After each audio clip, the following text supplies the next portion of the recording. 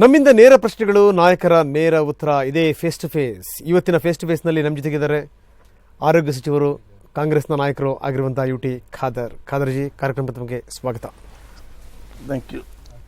ನನ್ನ ಮೊದಲನೇ ಪ್ರಶ್ನೆ, ಆರೋಗ್ಯ ಇಲಾಖೆಯಲ್ಲಿ ಒಂದಷ್ಟು ಬಹಳ ಜವಾಬ್ದಾರಿಯಿಂದ ಯಾರಾದರೂ ಮಂತ್ರಿಗಳು ಕೆಲಸ ಮಾಡ್ತಾ ಇದ್ದಾರೆ ಅಂದರೆ ಅದು UT ಖಾದರ್. ಆದರೆ ಎಲ್ಲವೂ ಕೂಡ ಸರಿ ಇಲ್ಲ. ಆರೋಗ್ಯ ಇಲಾಖೆ ಅನ್ನುವಂಥದ್ದು ಅನಾರೋಗ್ಯ ಇಲಾಖೆ ಆಗಿಬಿಟ್ಟಿದೆ. ಅದಕ್ಕೆ ಸಾಕಷ್ಟು ಉದಾಹರಣೆಗಳು ನನ್ನ ಬಳಿ ಇದೆ. ಏನು ಕ್ರಮ ತಗೊಳ್ತಾ ಇದ್ದೀರಿ ನಿಮ್ಮ ಇಲಾಖೆನ ಸರಿ ಮಾಡೋಕ್ಕೆ? ಇಲ್ಲ, ಈಗಾಗಲೇ ಆರೋಗ್ಯ ಇಲಾಖೆಯಲ್ಲಿರುವಂತಹ ಹಲವಾರು ವ್ಯವಸ್ಥೆಯನ್ನು ಸುವ್ಯವಸ್ಥೆ ಮಾಡಲಿಕ್ಕೆ ನಮ್ಮೆಲ್ಲ ಅಧಿಕಾರಿ ವರ್ಗದವರು ಮತ್ತು ಮುಖ್ಯಮಂತ್ರಿಗಳ ಸಹಕಾರದಿಂದ ಹಂತವಾಗಿ ನಾವು ಕಾರ್ಯಕ್ರಮ ಹಮ್ಮಿಕೊಂಡು ಬಂದಿದ್ದೇವೆ. ಬಹುಶಃ ಇವತ್ತು ನಮ್ಮಲ್ಲಿರುವಂಥ ಇಲಾಖೆಯಲ್ಲಿರುವಂತಹ ಆ ವರ್ಗವನ್ನು ಇವತ್ತು ಚುರುಕಾಗಿ ಕೆಲಸಕ್ಕೆ ತಲುಪುವಂಥದ್ದು, ಅವರಿಗೆ ಬರೀ ಜವಾಬ್ದಾರಿ ಮಾತ್ರ ಅಲ್ಲ, ಅದ್ರ ಜೊತೆ ಅಕೌಂಟಬಿಲಿಟಿ ಕೂಡ ಫಿಕ್ಸ್ ಮಾಡುವಂಥದ್ದು. ಎರಡನೇ, ಡಾಕ್ಟರ್ಗಳ ಕೊರತೆಯನ್ನು ಬಗೆಹರಿಸುವಂಥ ನೀಗಿಸಲು ಒಂದು ಪ್ರಯತ್ನ. ಅದರ ಜೊತೆಯಲ್ಲಿ ಇರುವಂತಹ ತಳಮಟ್ಟದ ಗ್ರಾಮೀಣ ಮಟ್ಟದ ಸಮಾಜ ಕಟ್ಟಕಡೆ ಜನರನ್ನು ಕೂಡ ಒಂದೇ ರೀತಿ ಮುಖ್ಯವಾಹಿನಿಗೆ ತರುವಂಥ ಒಂದು ಆರೋಗ್ಯಕ್ಕೆ ಸಂಬಂಧಪಟ್ಟ ಫಸ್ಟ್ ಕ್ಲಾಸ್. ಮೊನ್ನೆ ಸದನದಲ್ಲಾದಂಥ ಒಂದು ಚರ್ಚೆಯ ಬಗ್ಗೆ ನಾನು ನಿಮ್ಮ ಗಮನವನ್ನು ಸೆಳೀತಾ ಇದ್ದೀನಿ. ಸಂಬಂಧಪಟ್ಟಂಥ ಪ್ರಶ್ನೆ ಕೇಳಿದಂಥ ಸಂದರ್ಭದಲ್ಲಿ UT ಖಾದರ್ ಸಾಮಾನ್ಯವಾಗಿ ಬೇಜವಾಬ್ದಾರಿ ಉತ್ತರ ಕೊಡಲ್ಲ. ಆದರೆ ದತ್ತಾ ಅವರಿಗೆ ನೀವು ಬೇಜವಾಬ್ದಾರಿ ಉತ್ತರ ಕೊಟ್ರಿ. ಎಲ್ಲಿ ತನಕ ಅಂದರೆ ಸ್ಪೀಕರ್ ಮಧ್ಯಪ್ರವೇಶ ಮಾಡಿ ಹೇಳ್ತಾರೆ, ಸ್ಪೀಕರ್ ಇದು ನೀವು ಕೊಟ್ಟಿರುವಂಥ ಉತ್ತರ ಇದೆಯಲ್ಲ ಸರಿ ಇಲ್ಲ, ಇದು ಸರಿಯಾದ ರೀತಿಯಲ್ಲಿ ಉತ್ತರ ಕೊಡಿ. ರಾಜ್ಯಪಾಲರ ಬಳಿಯಿಂದ ಭಾಷಣ ಏನು ಓದಿಸಿದ್ರಿ ನೀವು, ಸರಿಯಾದಂಥ ರೀತಿಯಲ್ಲಿ ನಾವು ಆರೋಗ್ಯವನ್ನು ಕೊಡ್ತೀವಿ ಅಂತ. ಎಲ್ಲಿ ವೈದ್ಯರಿಲ್ವೋ, ಎಲ್ಲಿ ವ್ಯವಸ್ಥೆ ಇಲ್ವೋ ಅಲ್ಲಿಂದ ಆರೋಗ್ಯ ಕೊಡ್ಸೋಕ್ಕೆ ಸಾಧ್ಯನಾ ಅಂತ ನಾವು ಹೇಳ್ತಿರುವಂಥದ್ದಲ್ಲ ಇದು. ಇದು ಸ್ವತಃ ಸ್ಪೀಕರ್ ಹೇಳಿದಂಥ ಮಾತು. ಸ್ಪೀಕರ್ ನಿಮ್ಮಂಥವ್ರಿಗೆ ಚಾಟಿ ಹೇಳ್ಕೊಡ್ಬೇಕಾ? ಇವತ್ತು ಸಮಾಜದಲ್ಲಿ ಮತ್ತು ಆ ಇಲಾಖೆಯಲ್ಲಿ ಇರುವಂಥ ಕೊರತೆಗಳನ್ನು ಹೇಗೆ ಬಗೆಹರಿಸಿಕೊಂಡು ಬರಬೇಕು, ಒಂದು ಸುಸ್ಥಿತಿಗೆ ರಾಜ್ಯವನ್ನು ತರಬೇಕೆಂಬ ಉದ್ದೇಶದಿಂದಲೇ ಜನಸಾಮಾನ್ಯರು ನಮ್ಮನ್ನು ಆಯ್ಕೆ ಮಾಡಿ ಇವತ್ತು ಕಳಿಸಿದ್ದಾರೆ. ನಾವಿವತ್ತು ನಮ್ಮ ಅಸೆಂಬ್ಲಿಯಲ್ಲಿ ಬಂದಂಥ ಸಂದರ್ಭದಲ್ಲಿ ನಾವು ಪ್ರತಿಯೊಬ್ಬರು ಕೂಡ ಇವತ್ತು ಈ ವಿಚಾರವನ್ನು ಚರ್ಚೆ ಮಾಡಿಕೊಂಡು ಒಬ್ಬರೊಬ್ಬರ ಸಲಹೆ ತೆಕ್ಕೊಂಡು ಬಂದು ಬಹುಶಃ ನಾವು ಕಾರ್ಯಕ್ರಮವನ್ನು ಅನುಷ್ಠಾನಗೊಳಿಸುವಂಥದ್ದು. ಇವತ್ತು ನಾವು ಪ್ರಾಮಾಣಿಕತೆಯಿಂದ ಎಲ್ಲರ ಒಂದು ಸಲಹೆ ಸೂಚನೆ ಮಾರ್ಗದರ್ಶನ ಪಡೆಯಲು ನಾವು ಇರುವಂಥ ಒಂದು ವ್ಯವಸ್ಥೆ. ದತ್ತರವರು ಬಹುಶಃ ನನಗೆ ಅವರು ಯಾಕೆಂತ ಹೇಳಿದರೆ ಇವತ್ತು ಯಾರು ಕೂಡ ಇವತ್ತು ಆ ಒಂದು ವಿಚಾರದಲ್ಲಿ ಆಡಳಿತ ವಿರೋಧ ಅಂತ ನೋಡುವಂಥ ಪ್ರಶ್ನೆ ಇಲ್ಲ. ಈ ಸಮಸ್ಯೆಗೆ ಹೇಗೆ ಬಗೆಹರಿಸಲಿಕ್ಕೆ ನಾವು ಇವತ್ತು ತಯಾರಾಗಿ ನಿಲ್ಲಬೇಕು, ಅದಕ್ಕೆ ಅವರ ಸಹಕಾರ ಏನು. ಬಹುಶಃ ಅದರ ಬದಲು ಬಹುಶಃ ಒಂದು ಧ್ವನಿಯಲ್ಲಿ ಇವತ್ತು ದೊಡ್ಡ ಮಟ್ಟದ ಧ್ವನಿಯಲ್ಲಿ ಮಾತಾಡಿದಾಗ ನಾನು ಎಷ್ಟೇ ಅದನ್ನು ಸೀರಿಯಸ್ ಆಗಿಲ್ಲ, ಅಷ್ಟೊಂದು ಸೋದರತೆಯಿಂದ ಹೇಳಿದೆ. ನಾವು ಧ್ವನಿ ಏರಿದಾಗೆ ಮಾಡಿದ್ರೆ ಬರುವುದಿಲ್ಲ. ಅದು ಸಲಹೆ ಸೂಚನೆ ಕೊಡಿ. ಅವ್ರು ಹೇಳಿದ್ರು ನಿಮ್ಮ ಸ್ಯಾಲರಿ ಜಾಸ್ತಿ ಮಾಡಿ ಅಂತೇಳಿ, ವಿ ಆರ್ ರೆಡಿ, ನಾವು ಜಾಸ್ತಿ ಮಾಡ್ತೀವಿ. ತಾವು ಹೇಳಿದ್ರಿ ಗ್ರಾಮೀಣ ಭಾಗಕ್ಕೂ ಕೂಡ ನಾವು ಎಲ್ಲ ವ್ಯವಸ್ಥೆಯನ್ನು ಕಲ್ಪಿಸ್ತಾ ಇದ್ದೀವಿ. ಏನು ಕಲ್ಪಿಸ್ತಾ ಇದ್ದೀರಿ ಸ್ವಾಮಿ? ಗ್ರಾಮೀಣ ಭಾಗದ ಆಸ್ಪತ್ರೆಗಳು, PHCಗಳು, ಅವುಗಳ ಅವತಾರ ನೋಡಿದ್ರೆ ಹೇಗಿದೆ ಅಂತ. ಇವತ್ತು ಅವತಾರ ಹೇಗೆ ಇರ್ಬೋದು, ನಾವು ಇನ್ನೊಂದು ಕಡೆ ಇವತ್ತು ನಾವು ನೋಡಬೇಕಾಗಿದೆ.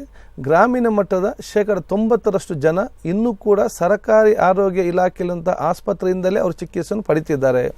ನಗರ ವ್ಯಾಪ್ತಿಯಲ್ಲಿ ಇವತ್ತು ಎಷ್ಟೇ ಖಾಸಗಿ ಆಸ್ಪತ್ರೆ ಇದ್ರೂ ಕೂಡ 70% ಜನಸಾಮಾನ್ಯ ಇವತ್ತು ಸರ್ಕಾರಿ ವೈದ್ಯಕೀಯದಿಂದಲೇ ಇವತ್ತು ಚಿಕಿತ್ಸೆ ಪಡಿತಿದ್ದಾರೆ. ಇವತ್ತು ಸರ್ಕಾರಿ ಆಸ್ಪತ್ರೆಯಂತಹ ಹೆರಿಗೆ ಆಸ್ಪತ್ರೆ ನಾವು ನೋಡಿದ್ರೆ ತಿಂಗಳಿಗೆ 1,000 ಹೀಗೆ 1,500 ಹೀಗೆ ಬಹುಶಃ ಇವತ್ತು ಹೆರಿಗೆ ಆಗ್ತಿರೋದು ನಮ್ಮ ಗಮನಕ್ಕೆ ಬಂದಿದ್ರೆ ಸರ್ಕಾರಿ ಆರೋಗ್ಯ ಇಲಾಖೆಯ ಮೇಲೆ ಈಗ ಕೂಡ ವಿಶ್ವಾಸ ಇದೆ, ಕೊರತೆ ಇದೆ, ಇಲ್ಲ ಅಂತ ನಾನು ಹೇಳೋದಿಲ್ಲ. ನಾನು ಹೇಳ್ತಿರುವಂಥದ್ದು ಗ್ರಾಮೀಣ ಭಾಗದ ಜನರನ್ನ ಮನುಷ್ಯರು ಅಂತ ಕನ್ಸಿಡರ್ ಮಾಡಿಲ್ಲ ನೀವುಗಳು. ಹೆರಿಗೆಗೆ ಬಂದಂಥ ಸಂದರ್ಭದಲ್ಲಿ ನೆಲದ ಮೇಲೆ ಮಲ್ಕೋತಾರೆ. ನಮ್ಮ ವಾಹಿನಿಯನ್ನೇ ಹಲವಾರು ವಿಚಾರಗಳಲ್ಲಿ ನಿಮ್ಮ ಗಮನ ಸೆಳೆದಿದೆ. ಫಾರ್ಚುನೇಟ್ಲಿ ನಾನು ಮತ್ತೆ ಹೇಳ್ತಾ ಇದ್ದೀನಿ, ನೀವು ಎಲ್ಲದಕ್ಕೂ ಕೂಡ ಸ್ಪಂದಿಸಿದಿರಿ, ಕೆಲಸ ಮಾಡಿದಿರಿ, ಇಲ್ಲ ಅನ್ನಲ್ಲ. ಆದರೆ ಜನಸಾಮಾನ್ಯರನ್ನ, ಬಡವರನ್ನ, ಬಲ್ಲಿದರನ್ನ, ಗ್ರಾಮೀಣ ಭಾಗದ ಜನರನ್ನ ಮನುಷ್ಯರು ಅಂತ ಕನ್ಸಿಡರ್ ಮಾಡಿದ್ದೀರಾ ನೀವು? ಆಸ್ಪತ್ರೆಗಳಲ್ಲಿ ವ್ಯವಸ್ಥೆ ಇದೆಯಾ?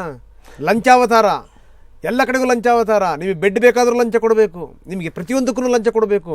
ದುಡ್ಡು ಪೀಕದನೇ ಯಾವ ಅಧಿಕಾರಿನೂ ಕೂಡ, ಯಾವ ವೈದ್ಯಾಧಿಕಾರಿನೂ ಕೂಡ ರೋಗಿಗಳನ್ನು ಕಣ್ಣೆತ್ತು ನೋಡಲ್ಲ, ಮುಟ್ಟಲ್ಲ. ನರ್ಸ್ಗಳಿಂದ ಹಿಡಿದು, ಆಯಾಗಳಿಂದ ಹಿಡಿದು ಅಧಿಕಾರಿಗಳ ತನಕ, ವೈದ್ಯಾಧಿಕಾರಿಗಳ ತನಕ ಲಂಚ ಲಂಚ ಲಂಚ ನಿಮ್ಮ ಇಲಾಖೆನಲ್ಲಿ ಆಗ್ತಿರುವಂಥದ್ದು ಇದು. ನೀವು ಸರಿ ಇದ್ದೀರಿ, ಆದರೆ ನಿಮ್ಮ ಇಲಾಖೆ ಕೆಟ್ಟ ಕುಲ್ಗೆಟ್ಟು ಹೋಗಿದೆ. ಎಲ್ಲ ಕೂಡ ಬಹುಶಃ 10% ಜನಸಾಮಾನ್ಯದಂಥ ಒಂದು ಸಮಸ್ಯೆಗೆ ಇಡೀ ಇಲಾಖೆಯನ್ನು ದೋಷ ಮಾಡಿ ಸರಿಯಲ್ಲ. ನಮ್ಮ ಕೈಯಲ್ಲಿ ಬೆರಳು ಸರಿ ಇಲ್ಲದಿದ್ದರೆ ನಾವು ಕೈ ತುಂಡು ಮಾಡಿದರೆ ಆಗುವುದಿಲ್ಲ. ಬೆರಳಿಗೆ ಈಗ ಮದ್ದು ಕೊಡುವಂಥ ಕೆಲಸ ನಾವು ಇವತ್ತು ಮಾಡಬೇಕು.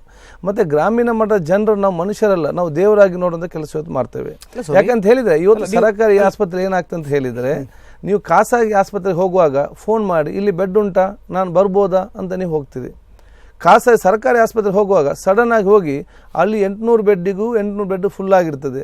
ಇನ್ನು ಇವನ ಹತ್ರ ನೀವು ಬೇರೆ ವ್ಯವಸ್ಥೆಗಳು ಮಾಡಿಲ್ವಲ್ಲ. ಒಂದು ಆಸ್ಪತ್ರೆಯಲ್ಲಿ ಬಡವರಿಗೆ ಸರ್ಕಾರಿ ಆಸ್ಪತ್ರೆಯಲ್ಲಿ ಫುಲ್ ಆಯಿತು ಅಂದ್ರೆ ಇನ್ನೊಂದು ವ್ಯವಸ್ಥೆ ಇರಬೇಕು. ಎಷ್ಟು ಕುಲಿಗೆಟ್ಟು ಹೋಗಿದೆ ಅನ್ಲಿಕ್ಕೆ ಒಂದು ಎಕ್ಸಾಂಪಲ್ ನಾನು ಕೊಡ್ತೀನಿ ನಾನು. ಈಗ PHC ಪ್ರೈಮರಿ ಹೆಲ್ತ್ ಸೆಂಟರ್ ಏನಿದೆ, ಪ್ರಾಥಮಿಕ ಆರೋಗ್ಯ ಕೇಂದ್ರಗಳು, ಎಲ್ಲೆಲ್ಲಿ ಪ್ರಾಥಮಿಕ ಆರೋಗ್ಯ ಕೇಂದ್ರಗಳು ಇಲ್ವೋ ಅಲ್ಲೆಲ್ಲ ಮೊಬೈಲ್ ವ್ಯವಸ್ಥೆ ಮಾಡ್ತೀವಿ. ಮೊಬೈಲ್ ಅಂದರೆ ಸಂಚರಿಸುವ ಒಂದು ವಾಹನಗಳ ಮುಖಾಂತರ ಆರೋಗ್ಯ ಕೊಡುವಂಥ ಒಂದು ಪ್ರಯತ್ನ ಆಗ್ತಾ ಇದೆಯಾ? ಅದು ಮೊನ್ನೆ ತನಕಿತ್ತು. ನಾವು ಮೊನ್ನೆ ಜೂನ್ 30ಕ್ಕೆ ನಮ್ಮ ಮೊನ್ನೆ ನಿಲ್ಲಿಸುವಂಥ ಕೆಲಸ ಮಾಡಿ. ಯಾಕೆಂತ ಹೇಳಿದರೆ ಈ ಹಿಂದೆ ನಾವು ಒಬ್ಬೊಬ್ಬರಿಗೆ ಅದನ್ನು ಕೊಡ್ತಂಥ ಪರಿಸ್ಥಿತಿ ಇತ್ತು. ಬಹುಶಃ ಅವ್ರನ್ನ ಮಾನಿಟರಿಂಗ್ ಮಾಡುವಂಥದ್ದು, ನಾವು ಅವರಿಗೆ ವರ್ಷಕ್ಕೆ 22 ಲಕ್ಷ ಕೊಡುವಂಥ ಒಂದು ಯೋಜನೆ ಅದು. ಬಹುಶಃ ಇದನ್ನು ನಾವು ಸರಿಯಾಗಿ ಉಪಯೋಗಿಸ್ತಾರಾ ಇಲ್ವಂತ ನೋಡಿದಾಗ ಕೆಲವು ಕಡೆ ನಮಗೆ ಡಾಕ್ಟ್ರ್ ಇಲ್ಲ, ಇನ್ನು ಇವರಿಗೆ ಎಲ್ಲಿಂದ ಡಾಕ್ಟ್ರ್ ಸಿಗ್ತಾರೆ? ಅದಕ್ಕಾಗಿ ಇದನ್ನೆಲ್ಲ ನಾವು ನೋಡಿಕೊಂಡು ಬಹುಶಃ ಅದನ್ನು ಟೆಂಡರ್ ರೂಪ ಮಾಡಿಕೊಂಡು ಒಬ್ಬರಿಗೆ ಅಥವಾ ಇಬ್ಬರಿಗೆ ಜವಾಬ್ದಾರಿ ವಹಿಸಿದರೆ ನಮಗೆ ಮಾನಿಟರ್ ಮಾಡಲಿಕ್ಕೆ ಕೂಡ ಸುಲಭ ಆಗ್ತದೆ. ಮತ್ತು ಡಾಕ್ಟರ್ ಇರುವಂಥ ಕೆಪಾಸಿಟಿ ಅವರು ಅದನ್ನು ವಹಿಸಿಕೊಳ್ಳುವಂಥ ವ್ಯವಸ್ಥೆ ಆಗ್ತದೆ. ಅದು ನಮ್ಮ ಹೆಲ್ತ್ ಇಂಡಿಕೇಟರ್ಸ್ ಯೋಜನೆ ಮಾಡ್ತೇವೆ ಅಂತ ನಾವು ಟೆಂಡರ್ ಕರೆದಿದ್ದೇವೆ. ಬಹುಶಃ ಅದಕ್ಕೆ ಕೋರ್ಟಿಗೆ ಹೋಗಿದ್ದಾರೆ. ಓಕೆ, UT ಖಾದರ್ ಅವರು ಆರೋಗ್ಯ ಇಲಾಖೆಯ ಸ್ಥಿತಿಗತಿಗಳ ಬಗ್ಗೆ ಮಾತಾಡ್ತಾರೆ. ಆದರೆ ನಾನು ಹೇಳ್ತಿರುವಂಥದ್ದೇನು ಅಂದರೆ, ಆರೋಗ್ಯವಾಗಿದ್ದಂಥವ್ರು ಕೂಡ ಅನಾರೋಗ್ಯಕ್ಕೊಳಗಾಗ್ಬಿಡ್ತಾರೆ ಸರ್ಕಾರಿ ಆಸ್ಪತ್ರೆಗಳಿಗೆ ಹೋದರೆ. ಚೆನ್ನಾಗಿರೋ ಸ್ಥಿತಿ ಹಿಂಗಾಯ್ತಾ, ಇನ್ನು ಸತ್ತಿರೋರ ಸ್ಥಿತಿ, ಹೆಣಾನೇನಾದರೂ ಅಲ್ಲಿ ಬಿಟ್ಟರೆ ಇಲಿಗಳು ಯಜ್ಞಗಳು ತಿಂದಾಗ್ತವೆ ಅಂಥ ಸ್ಥಿತಿ. ಇದಕ್ಕೆ ಸಂಬಂಧಪಟ್ಟ ಕೇಳಿದರೆ UT ಖಾದರ್ ಸದನದಲ್ಲಿ ಬೇಜವಾಬ್ದಾರಿ ಉತ್ತರ ಕೊಡ್ತಾರೆ. ಇಲ್ಲ, ಖಂಡಿತವಾಗಿಯೂ ಇಲ್ಲ. ಯಾಕಂತ ಹೇಳಿದರೆ ಎಲ್ಲಿಯೂ ಕೂಡ ನಾವು ಬೇಜವಾಬ್ದಾರಿ ಉತ್ತರ ಕೊಡುವಂಥ ಪ್ರಶ್ನೆ ಇಲ್ಲ. ಇವತ್ತು ನನಗೆ ಗೊತ್ತಿದೆ ಕೆಲವೊಂದು ಕಡೆ ಆದಂಥ ಸಮಸ್ಯೆ. ಇವತ್ತು ನಮ್ಮ ಹಲವಾರು ಉದಾಹರಣೆಗಳು ನನ್ನಲ್ಲಿದೆ. ಎಲ್ಲಿ ಖಾಸಗಿ ಆಸ್ಪತ್ರೆಯಲ್ಲಿ ಚಿಕಿತ್ಸೆ ಮಾಡಲಿಕ್ಕೆ ಸಾಧ್ಯ ಇಲ್ಲ, ಇದು ಲಕ್ಷಾಂತರ ರೂಪಾಯಿ ಬಿಲ್ ಆಗ್ತದೆ ಅಂತ ಹೇಳಿದನ್ನು ಅವರು ಮನೆಯವರು ಏನು ಕಾಡಲಿಕ್ಕೆ ಕೂಗಿದಂಥ ಸಂದರ್ಭದಲ್ಲಿ ಅವರನ್ನು ಸರ್ಕಾರಿ ಆಸ್ಪತ್ರೆಗೆ ಸೇರಿಸಿದಾಗ ಸರ್ಕಾರಿ ಆಸ್ಪತ್ರೆ ಚಿಕಿತ್ಸೆ ಪಡೆದು ಹುಷಾರಾಗಿ ಮನೆಗೆ ಹೋದಂಥ ಉದಾಹರಣೆ ಕೂಡ ನಮ್ಮಲ್ಲಿದೆ. ಅದಕ್ಕೆ ನಾವು ನಮ್ಮ ಸ್ವಲ್ಪ ನಕಾರಾತ್ಮಕ ಬಗ್ಗೆ ಆಲೋಚನೆ ಮಾಡೋ ಬದಲು ಸಕಾರಾತ್ಮಕವಾಗಿ ಕೂಡ ಆಲೋಚನೆ ಮಾಡಿ ಸರ್ಕಾರಕ್ಕೆ ಇವತ್ತು ಪೂರಕವಾದ ಶಕ್ತಿ ಕೊಡುವಂಥ ಕೆಲಸ ಬಹುಶಃ ನಿಮ್ಮೆಲ್ಲಿಂದ ಆಗ್ಬೇಕು ನಾನು ಹೇಳಿ ಇಚ್ಛಿಸ್ತೀನಿ. ಓಕೆ, ಗ್ರಾಮೀಣ ಭಾಗದ ಸ್ಥಿತಿಗತಿಗಳ ಬಗ್ಗೆ ತಾವು ಹೇಳ್ತಾ ಇದ್ರಿ. ನಮಗೆ ಡಾಕ್ಟರ್ ಸಿಗಲ್ಲ, ಏನು ಪಾಪ ಅವ್ರಿಗೆ ಸಿಗ್ತಾರ ಅನ್ನುವಂಥದ್ದು ವ್ಯವಸ್ಥೆ ನಿಮ್ಮ ಕೈನಲ್ಲಿದೆ. ನಾವು ಪ್ರತಿಯೊಬ್ಬ ವಿದ್ಯಾರ್ಥಿಗೆ 20 ಲಕ್ಷ ಖರ್ಚು ಮಾಡ್ತೀವಿ. ಅವನು ಮುಗಿದ ಮೇಲೆ ಅಲ್ಲಿ ಸೇವೆ ಮಾಡಬೇಕು ಅನ್ನುವಂಥದ್ದಿದೆ. ತಮ್ಮ ಬಳಿ ತಾವೊಬ್ಬ ಆರೋಗ್ಯ ಮಂತ್ರಿಗಳು ಎಷ್ಟು ಜನ ಸೇವೆ ಮಾಡ್ತಾ ಇದ್ದಾರೆ, ಏನಾದರೂ ಮಾಹಿತಿ ಇದೆಯಾ? ಖಂಡಿತವಾಗಿ ಈಗ ಬಹುಶಃ ನಮಗೆ 2353 PSCಗಳಲ್ಲಿ ನಮಗೆ MBBS ಡಾಕ್ಟರ್ ಬೇಕು. ಇದರಲ್ಲಿ ಬಸ್ ನಮಗೆ 200 ಮಾತ್ರ ನಮಗೆ ಇವತ್ತು ಕೊರತೆ ಇದೆ. ಯಾಕೆಂತೇಳಿ MBBS ಡಾಕ್ಟರ್ ಆ 200 PSCಲಿ ಮಾತ್ರ ಡಾಕ್ಟರ್ ಇಲ್ಲ. ಆದರೆ ನಾವು ಈಗ ಇದ್ದವನು ಅಲ್ಲಿಗೆ ಸ್ವಲ್ಪ ಅಡ್ಜಸ್ಟ್ ಮಾಡುವುದರಿಂದ ಚಿಕಿತ್ಸೆ ಕೊಡುವಂಥ ವ್ಯವಸ್ಥೆಗೆ ನಾವು ಬದ್ಧರಾಗಿ ಸಾಧಾರಣ ಎಲ್ಲ PSCಯಲ್ಲಿ ಕೂಡ ಚಿಕಿತ್ಸೆ ಮುಟ್ಟಬೇಕೆಂಬ ವ್ಯವಸ್ಥೆ ನಾವು ಮಾಡಿದ್ದೇವೆ. ಇವತ್ತು PG ಡಾಕ್ಟರ್ಗಳು 1700 ನಾನು ಬರುವಾಗ 1700 ಚಿಲ್ಲರೆ PGಗಳ ಕೊರತೆ ಇತ್ತು. ಈಗ ನಾವು ಬಹಳಷ್ಟು ಕಡೆ ಕಾಂಟ್ರಾಕ್ಟ್ ಬೇಸಿ ಕೌನ್ಸಿಲಿಂಗ್ ತುಂಬಿದ ಕಾರಣ ಕೆಲವೊಂದು ಇವತ್ತು ತುಂಬಿ ಬಹುಶಃ ಇನ್ನೂ ಕೂಡ ಸಾಧಾರಣ 1500 ನಮಗೆ ಕೊರತೆ ಇದೆ. ಇದು ಯಾಕಾಗಿದೆ ಅಂತ ಹೇಳಿದರೆ, ಈ ಹಿಂದೆ ನಾವು 10 ಬೆಡ್ ಇದ್ದದನ್ನು 30 ಬೆಡ್ ಮಾಡಿದ್ದಾರೆ, 30 ಬೆಡ್ 100 ಬೆಡ್ ಮಾಡಿದ್ದಾರೆ, 100 ಬೆಡ್ ಇದನ್ನು 300 ಬೆಡ್ ಮಾಡಿದ್ದಾರೆ. ನಾವು ಬೆಡ್ ಮತ್ತು ಬಿಲ್ಡಿಂಗ್ ಕಟ್ಟಿದಲ್ಲದೆ 10 ಇದ್ದಾಗ 1 ಡಾಕ್ಟರ್ ಇದ್ದದ್ದು 5 ಡಾಕ್ಟರ್ ಆಗ್ತಾರೆ, 5 ಡಾಕ್ಟರ್ ಇದ್ದಾಗ 10 ಡಾಕ್ಟರ್ ಆಗ್ತದೆ, 10 ಡಾಕ್ಟರ್ 22 ಡಾಕ್ಟರ್ 300 ಆಗುವಂಥ ಅದಕ್ಕೆ ಅನುಗುಣವಾಗಿ ನಮ್ಮ ನೇಕ ಮಾಡಲಿಲ್ಲ. 10 ವರ್ಷದಲ್ಲಿ ಆಗದಿದ್ದದನ್ನು ನಾನೀಗ 1 ವರ್ಷ ಮಾಡಲಿಕ್ಕೆ ಕೂಡ ಸಾಧ್ಯ ಇಲ್ಲ. ಅದಕ್ಕಾಗಿ ಇದಕ್ಕೊಂದು ಯೋಜನೆ ರೂಪಿಸಿದ್ದೇವೆ, ಎಲ್ಲ ಸಹಕಾರ ಯಾಚಿಸಿದ್ದೇವೆ. ಮನೆ ಮುಖ್ಯಮಂತ್ರಿ ನಾವು ಹೇಳಿದ್ದೇವೆ, ನಮಗೆ ಭಾಳಷ್ಟು ಕಾರ್ಯಕ್ರಮ ತಾವು ಕೊಟ್ಟಿದ್ದೀರಿ, ಇನ್ನು ಮುಂದಕ್ಕೆ ನಮಗೆ ಯಾವುದೇ ಯೋಜನೆಗಳು ಬೇಡ, ನಮ್ಮ ಹತ್ರ ಸ್ಕೀಮ್ ಇದೆ, ಕೊಡಲಿಕ್ಕೆ ಜನ ಇಲ್ಲ. ಅದಕ್ಕೆ ಇನ್ನು ಮುಂದಕ್ಕೆ ನಮಗೆ ಡಾಕ್ಟ್ರುಗಳು ಮಾತ್ರ ಅಲ್ಲ, ಬರೀ ಡಾಕ್ಟ್ರ್ ಇದ್ದರೆ ಒಂದು ಆಸ್ಪತ್ರೆ ನಡೆಯುವುದಿಲ್ಲ. ಡಾಕ್ಟ್ರುಗಳು, ನರ್ಸ್ಗಳು, ಫಾರ್ಮಸಿಸ್ಟ್, ಅದು ನಮ್ಮ ನೆಫ್ರಾಲಜಿಸ್ಟ್, ಡೆಂಟಲ್ ಮತ್ತು D ಗ್ರೂಪ್ ನೌಕರು ಕೂಡ ಇವತ್ತು ಅತಿ ಅಗತ್ಯ. ಎಲ್ಲರನ್ನು ನೇಮಕ ಅವಕಾಶ ಮಾಡಿ ಕೊಡಬೇಕು ನಮ್ಮ ಕೇಳಿಕೊಂಡಕ್ಕೆ ಒಪ್ಪಿಕೊಟ್ಟಿದ್ದಾರೆ. ಮುಂದಿನ 2 ತಿಂಗಳಲ್ಲಿ ನಾವು ನಮ್ಮ ನೇಮಕಾತಿ ಪ್ರಾರಂಭ ಮಾಡಿ ಮುಂದಿನ 2-3 ವರ್ಷಗಳಲ್ಲಿ ಇದನ್ನು ಬಗೆಹರಿಸುವಂಥ ಒಂದು ವಿಶ್ವಾಸ ಇದೆ. ಸೊ 108 ಆ ಸೇವೆ ಇದೆಯಲ್ಲ, ಬಡವರ ಪಾಲಿಗೆ ನಿಜಕ್ಕೂ ಅಮೂಲ್ಯವಾದಂಥ ಸೇವೆ.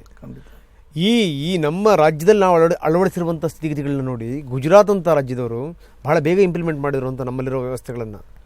ಆದರೆ 108 ಇವತ್ತು ICUನಲ್ಲಿದೆ. ಇವತ್ತು ನಾಳೆ ನಾವು ಉಸಿರು ನಿಲ್ಬೋದು ಅಂಥ ಸ್ಥಿತಿ ಖಂಡಿತವಾಗಿ ಇಲ್ಲ. ನೀವು 108ನ ಬಗ್ಗೆ ಯಾಕೆಂದರೆ ಎಲ್ಲವೂ ಕೂಡ ಇವತ್ತು ಕಂಪ್ಯೂಟರಲ್ಲಿ ಮಾನಿಟರ್ ಆಗ್ತದೆ. ಯಾಕಂತ ಹೇಳಿದರೆ ಇವತ್ತು ಮೊನ್ನೆ ನಾನು ಬಹುಶಃ ಪೇಪರ್ ನನಗೆ ಒಂದು ನಮ್ಮ ಮಾಧ್ಯಮದಲ್ಲಿ ಬಂತು, ಡೀಸೆಲ್ ಇಲ್ಲದೆ ನಿಂತಿದೆ, ನಾನು ತಕ್ಷಣ ಫೋನ್ ಮಾಡಿದೆ. ಬಹುಶಃ ಅವತ್ತು ನನಗೆ ಯಾವ ಒಂದು ಏರಿಯಾದಲ್ಲಿ ನಿಂತಿದಂಥ ಮಾಹಿತಿ ಬಂತ, ಅಲ್ಲೇ ಬಹುಶಃ ಒಂದು 60 ಕೇಸ್ ಅವತ್ತು ಅಟೆಂಡ್ ಆಗುವಂಥ ಪರಿಸ್ಥಿತಿ ಇದೆ.